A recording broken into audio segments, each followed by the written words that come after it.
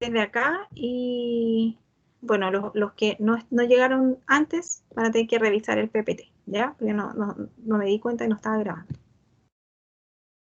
Entonces estábamos hablando de los insectos, ¿no es cierto? Y de su metamorfosis, que es súper importante entender, ¿no es cierto? Que parte de esta metamorfosis son los cambios que vamos a observar en un insecto, ¿ya?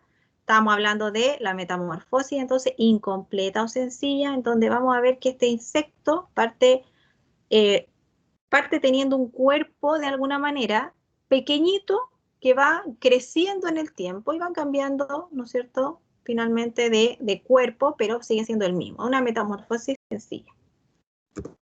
Luego tenemos una metamorfosis que se llama completa.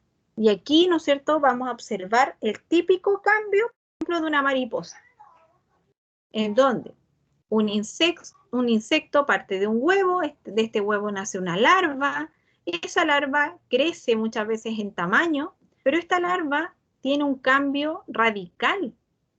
Esta larva cambia ese cuerpo de gusano, ¿no es cierto?, a un adulto con cabeza, tórax y abdomen y patas.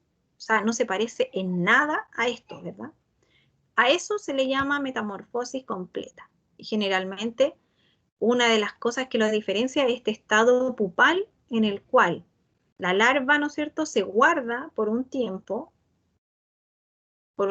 X, ¿ya? Pueden ser días, meses, dependiendo del insecto, en esa pupa, y cambia su estado, ¿ya? En este momento cuando está en pupa, esta larva comienza a tener su metamorfosis completa y su cuerpo comienza a cambiar de tal manera que genera un adulto completamente distinto, ¿ya? Esa es metamorfosis completa. Y generalmente se diferencian cuatro fases que son las claves: huevo, larva, pupa y adulto, ¿ya? Eso es lo que un poco lo hace distinto a la metamorfosis incompleta. Acá, por ejemplo, ¿qué es lo que vemos según ustedes, chiquis?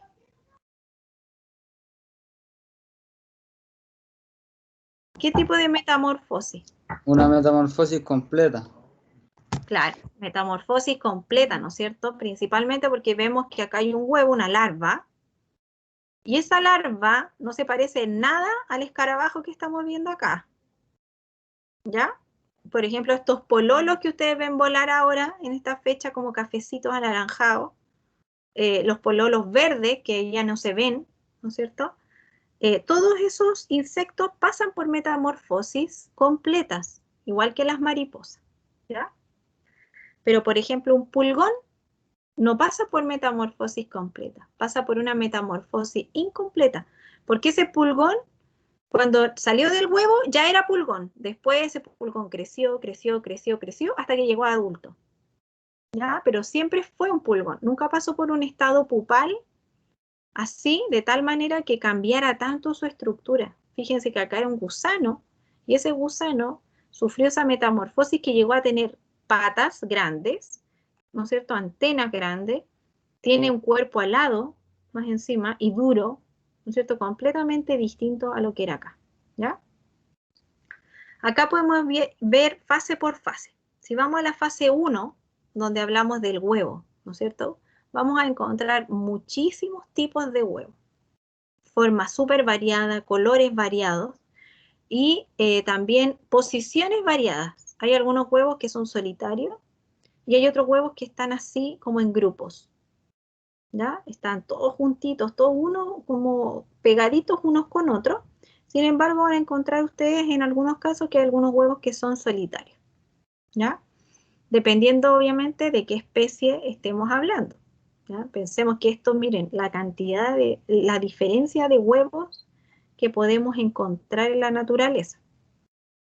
Durante el invierno, generalmente, los insectos suelen permanecer en una etapa de reposo, que muchas veces, dependiendo de la plaga en la que estemos hablando, puede ser en estado de pupa o en estado de huevo, ¿ya? En esos dos estados es como, de alguna manera, los insectos se guardan, durante el invierno o durante las épocas que son más bien, ¿no es cierto?, difíciles de sobrevivir.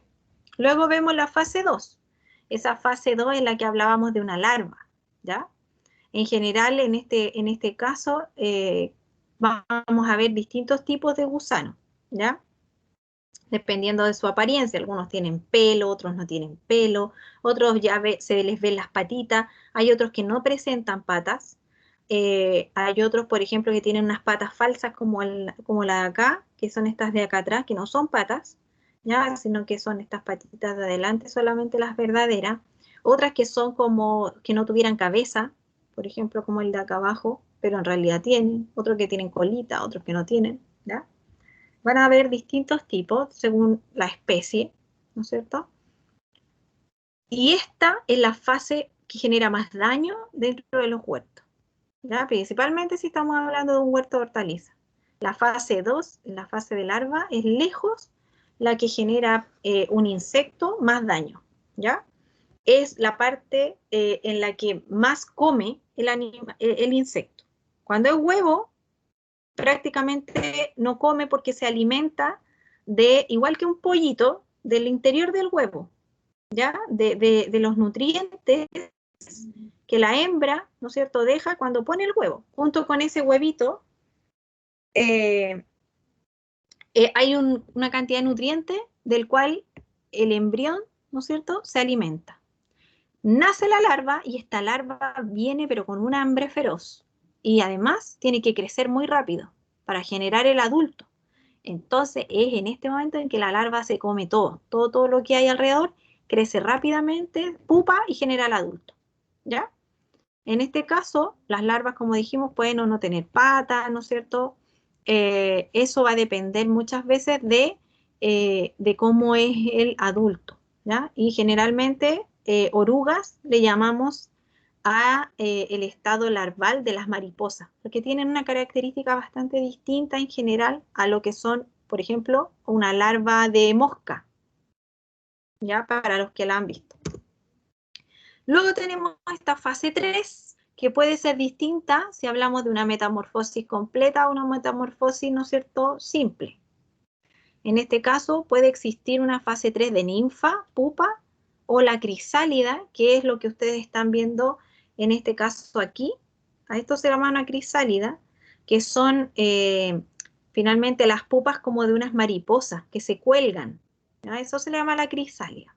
Esto es una pupa y esto es una ninfa, que es un estado, ¿no es cierto?, adolescente del adulto, digámoslo así, más pequeño, ¿ya? A eso se le llama una ninfa.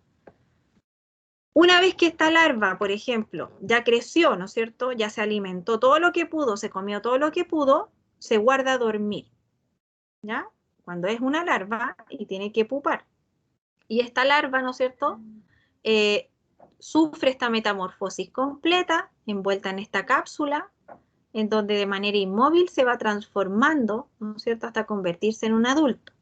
En este estado, ¿no es cierto?, los insectos, en este estado, el animalito este no se va a alimentar, en este estado no genera daño, en ningún caso. Se consumen solamente las reservas que tiene su propio cuerpo, ¿ya? Y por lo tanto, ¿cuándo tendríamos que preocuparnos? Ojalá que nunca viéramos pupa, porque antes de la pupa ya la larva se comió todo, ¿no es cierto? La duración en general de esta fase va a depender nuevamente de la especie, ¿no es cierto?, y de las condiciones climáticas, porque si las condiciones climáticas son desfavorables, lo más seguro es que esta pupa va a quedarse así por mucho más tiempo para sobrevivir, ¿no es cierto?, y guardarse. Luego de esto encontramos una cuarta fase, ¿no es cierto?, esta cuarta fase de la metamorfosis completa que mencionamos, en donde vamos a ver el adulto o el imago, ¿ya? Es sinónimo, el imago o el adulto, que en este caso es resultado de estas sucesivas metamorfosis. Aquí tenemos los 4 puntos, las 4 fases principales de una metamorfosis completa, en donde finalmente este adulto, aunque ustedes no lo crean, tampoco genera tanto daño en muchas ocasiones, ¿ya? Es muy poco dañino, vive muy poco y para finalmente como que lo único que sirve en este caso llegar a adulto es para la reproducción. ¿Por qué? Porque rápidamente tiene que dejar descendencia este adulto para asegurar la existencia. ¿ya? Entonces, prácticamente el adulto no es que en la generalidad genere el mayor daño, ¿ya? Sin embargo, hay algunas especies que, por ejemplo, como este burrito que está acá, que adultos sí generan mucho daño. Una avispa adulta genera mucho daño porque rompen por su aparato bucal, principalmente, ¿ya? A continuación, ¿no es cierto?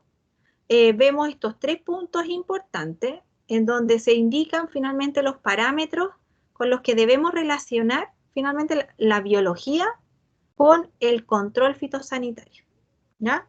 Entonces vamos a identificar una fase biológica en el cual, ¿no es cierto?, finalmente podemos combatir un insecto, ¿no es cierto?, desde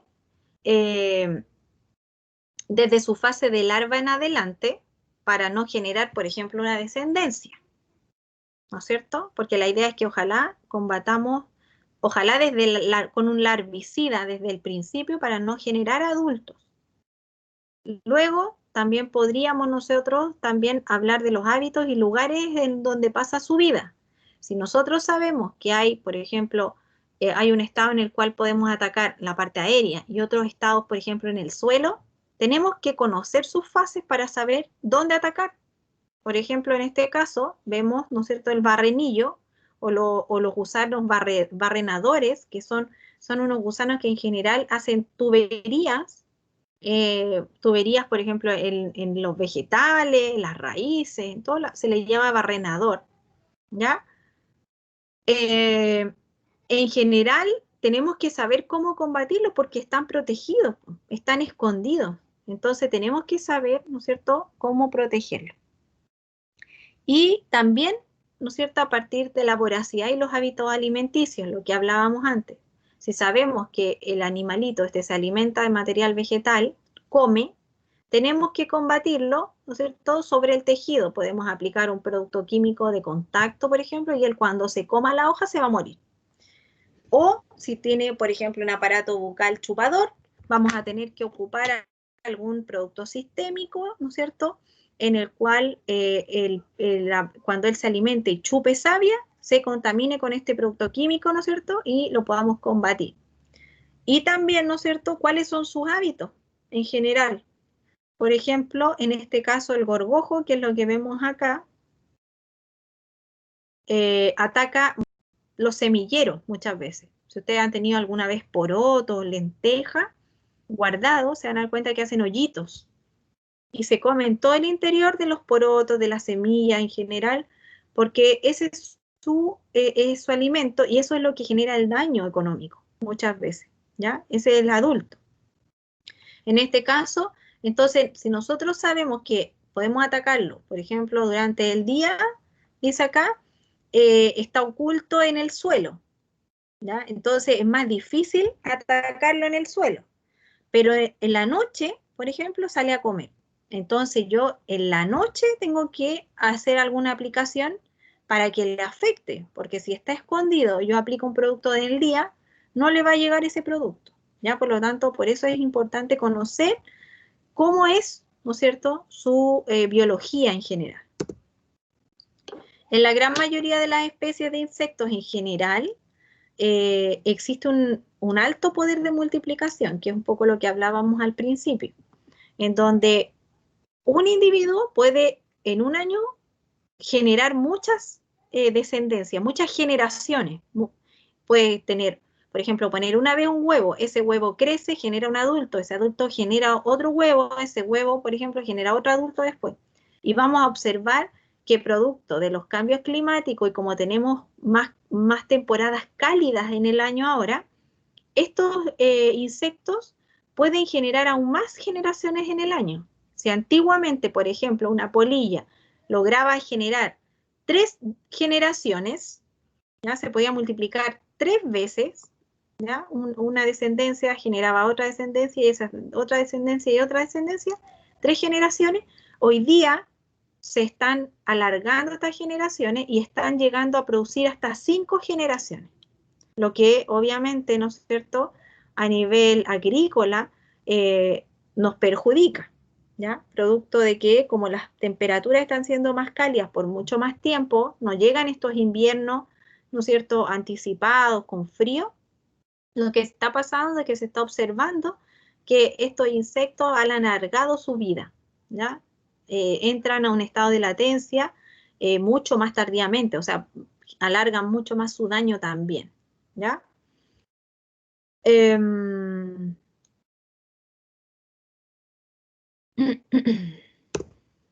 Aquí, por ejemplo, tenemos un caso de polilla en la vid, ¿ya?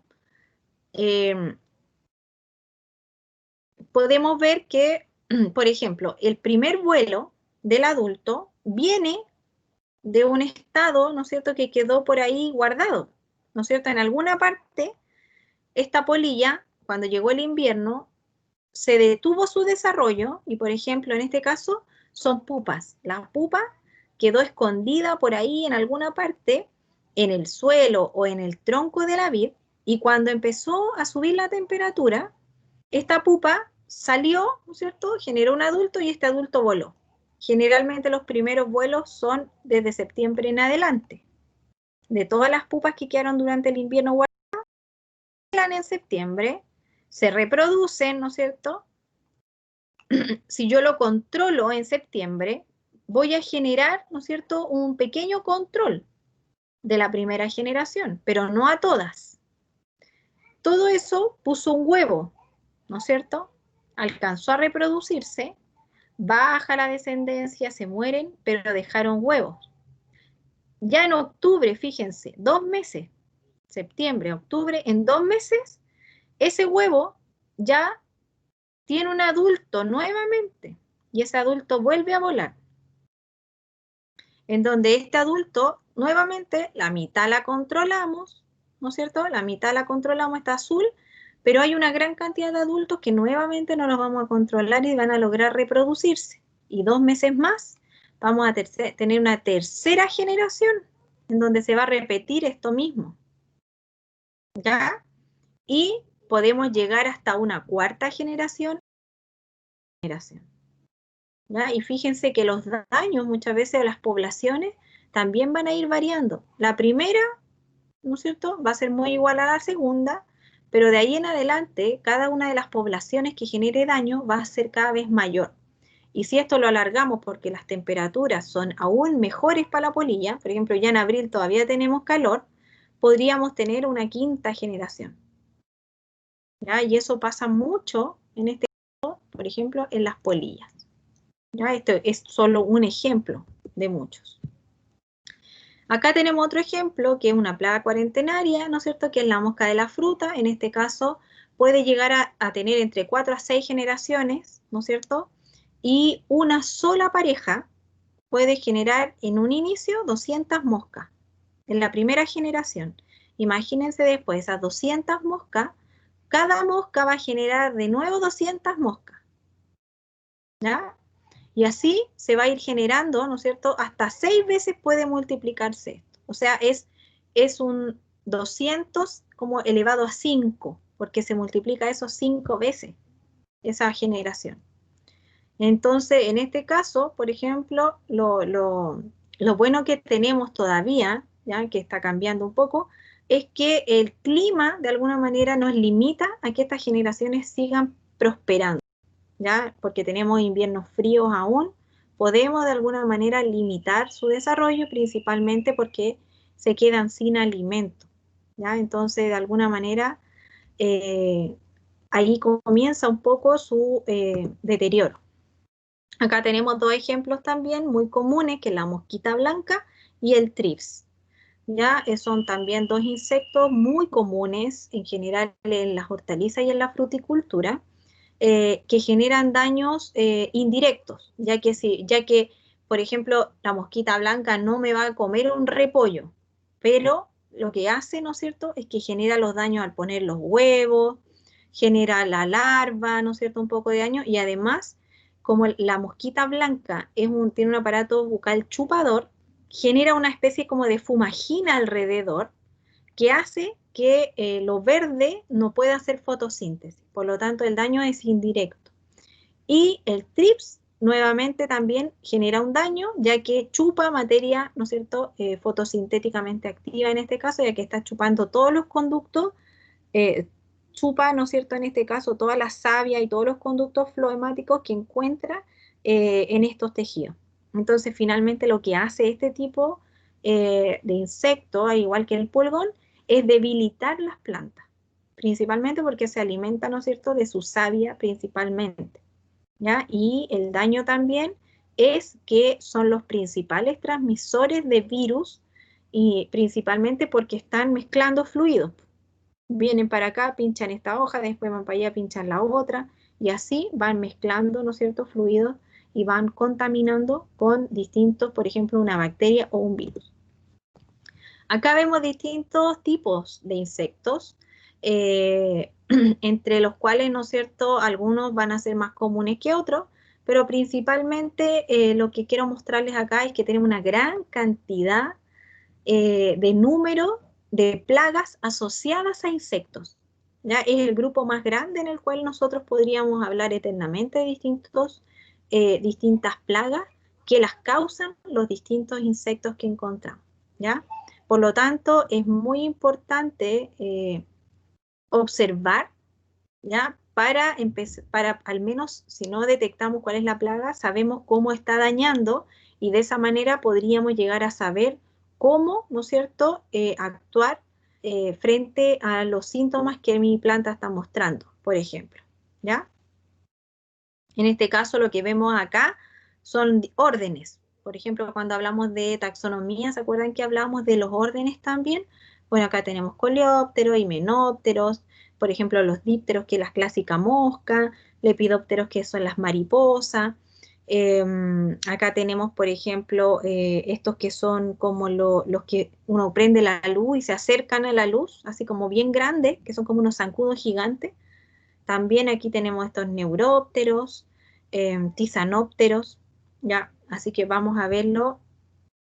Yo creo que cada uno, a medida que vamos avanzando, vamos a ir relacionando siempre las plagas con los más importantes, ¿ya? Porque esto es muchísimo y es una tarea así como bien grande saber de plagas, ¿ya? Por lo tanto, uno generalmente se concentra en las plagas que son más importantes desde el punto de vista de la fruticultura, o las plagas que más afectan, por ejemplo, a la horticultura. Acá, por ejemplo, vemos en este lado a los pulgones, vemos aquí un chanchito blanco, vemos acá lo que se llama la cochinilla o las conchuelas, ¿no es cierto? Acá vemos una larva, ¿ven? Una larva aquí en un manzano. Esa larva es, ¿no es cierto?, una larva de polilla, ¿ya? Que también las podemos ir conociendo más adelante, ¿ya? Bueno, y acá tenemos un insecto muy tenebroso, ¿ya? Muy grande, con un aparato bucal que se le alcanzan a ver ahí, eh, la mandíbula, ¿no es cierto?, con la cual ella va a morder, en este caso, ¿ya? Así que vamos a quedar hasta aquí hoy día, y en la próxima clase vamos a hablar de los ácaros. ¿Ya, chicos? ¿Alguna consulta? Sí, profesora, está bien. ¿Ya? Quedamos hasta acá entonces. Habían escrito algo acá arriba que no alcancé a leer, ¿ya? Su curva de crecimiento enorme, sí, viste que ahí vimos el ejemplo, por ejemplo, de la polilla, ¿ya? Ahí teníamos un ciclo, ¿no es cierto?, que no para, de distintas fases, distintas generaciones. Se comen todas las larvas, me imagino, ¿no es cierto? Hice un experimento de eso con una larva verde y la alimenté y nació una especie de polilla. Claro, porque en algún momento pupó y creció la polilla. Y de hecho, fíjense ustedes que de repente vienen algunos arroz, lentejas o garbanzos contaminados con algún huevo, y ese huevo se convierte en larva, y de repente ustedes por ejemplo, garbanzo o lenteja, y viene, o poroto, con larvas. Y ahí esas larvas, si ustedes las dejan crecer o las dejan dentro de su mueble, no sé, pues de la mercadería, van a abrir un día y va a salir una polilla chiquitita de adentro. Y esa es como la típica polilla de estante de mercadería, digámoslo así, ¿ya? Y eso es por malas guardas. No se van a morir si alguna vez se comen una larva de eso, pero es principalmente una condición de una mala guarda del producto, ¿ya? Ya chicos, nos vemos. ¿Qué más dicen acá?